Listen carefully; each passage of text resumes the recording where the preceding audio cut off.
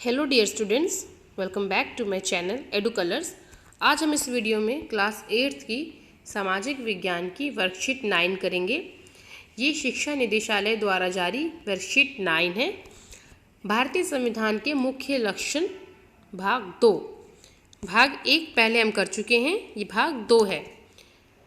इस वीडियो को शुरू करने से पहले कृपया करके मेरे चैनल को सब्सक्राइब कर दें और साथ में लगे बेल आइकन को भी प्रेस कर दें। चलिए अब पढ़ते हैं संसदीय शासन पद्धति किसे कहते हैं। भारत का संविधान अपने सभी नागरिकों को वोट डालने का अधिकार देता है।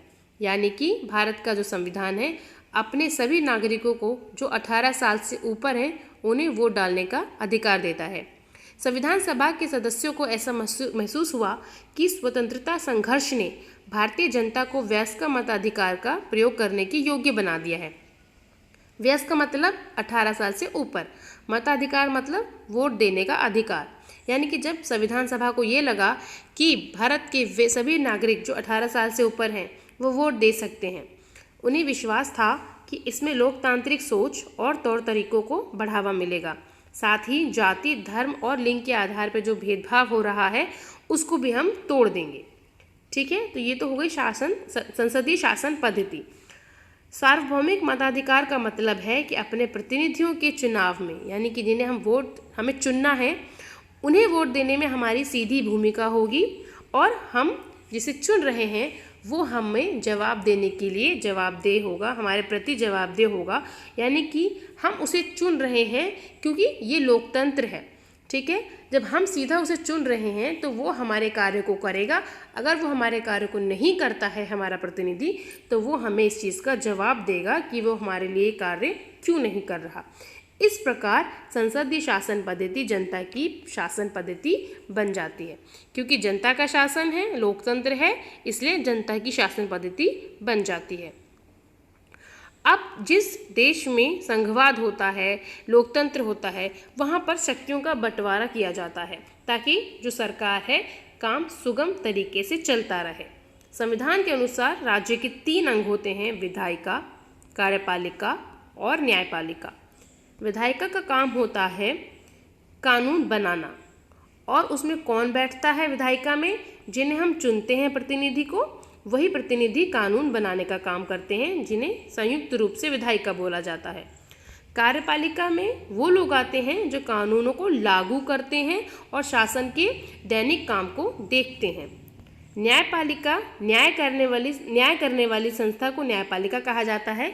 इसका कार्य कानून की सही व्याख्या करना है और हम इसे संविधान का रक्षक भी बोल सकते हैं, क्योंकि संविधान के सभी जितने भी कानून के जितने भी अनुच्छेद हैं उनकी सही तरीके से व्याख्या न्यायपालिका ही करती है। राज्य की किसी भी शाखा द्वारा शक्तियों के दुरुपयोग, यानी कि जो शक्तियों का बंटवारा ये किया गया है, कोई भी सरकार अपनी शक्ति का गलत इस्तेमाल ना कर सके, इसीलिए हमने, यानी कि जो संविधान है उसने इन सभी अंगों को एक दूसरे पर अंकुश लगाने के लिए, मतलब इतनी पावर दी गई है एक दूसरे को कि कोई भी आगे नहीं बढ़ के कदम नहीं उठा सकता। सब एक दूसरे पर अंकुश लगाएंगे और एक दूसरे के कार्यों पर जो है वो निगाह रखेंगे।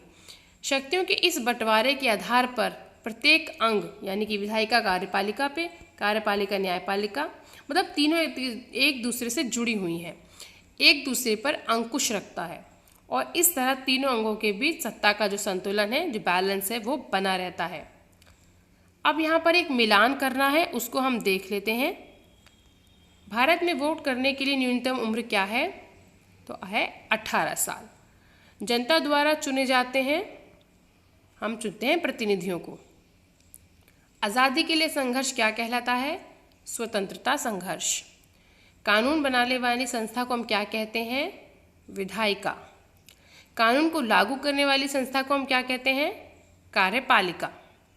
कानूनों की सही व्याख्या और न्याय करने वाली संस्था को हम कहते हैं न्यायपालिका। ठीक है, तो बहुत आसान था, इजी था, कोई डिफिकल्ट नहीं है इसमें। सार्वभौमिक मताधिकार से आप क्या समझते हैं? तो बच्चों इसका आसान उत्तर है, सार्वभौमिक मताधिकार का मतलब है कि अपने प्रतिनिधियों के चुनाव में देश के सभी लोगों की सीधी भूमिका का होना और प्रतिनिधि जनता के प्रति जवाबदेह होते हैं। तो यहाँ से यहाँ तक इसका उत्तर है। अगला क्वेश्चन है, संसदीय शासन पद्धति के जनता के शासन की पद्धति है, कैसे? यानी कि जो संसदीय शासन पद्धति है वो जनता के लिए है, किस प्रकार से?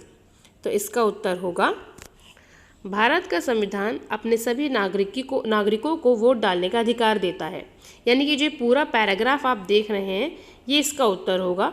और साथ में आप इसको यहाँ पर ये वाली चीज़ भी जोड़ सकते हैं, अपने प्रतिनिधियों के चुनाव में देश के सभी लोगों की सीधी भूमिका होना और प्रतिनिधि जनता के प्रति जवाबदेह होते हैं।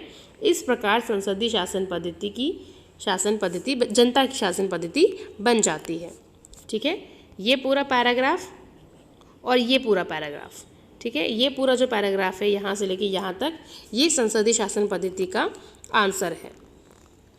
अब हम अगले क्वेश्चन की तरफ बढ़ते हैं। राज्य के मुख्य अंग कौन से हैं, इनका क्या महत्व है?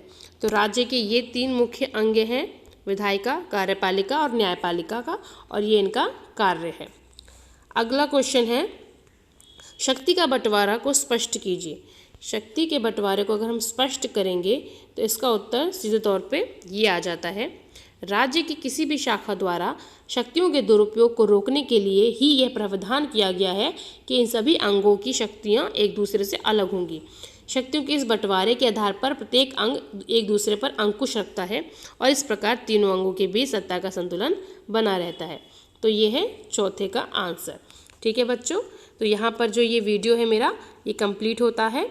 अगर आपको मेरा वीडियो अच्छा लगता है तो कृपया इसे अपने दोस्तों में शेयर करें, मेरे चैनल को सब्सक्राइब करें। अगर कोई चीज़ ना समझ में आई हो या कुछ बताना हो तो आप कमेंट सेक्शन में आराम से बता सकते हैं। मेरे वीडियो को देखने के लिए थैंक यू सो मच।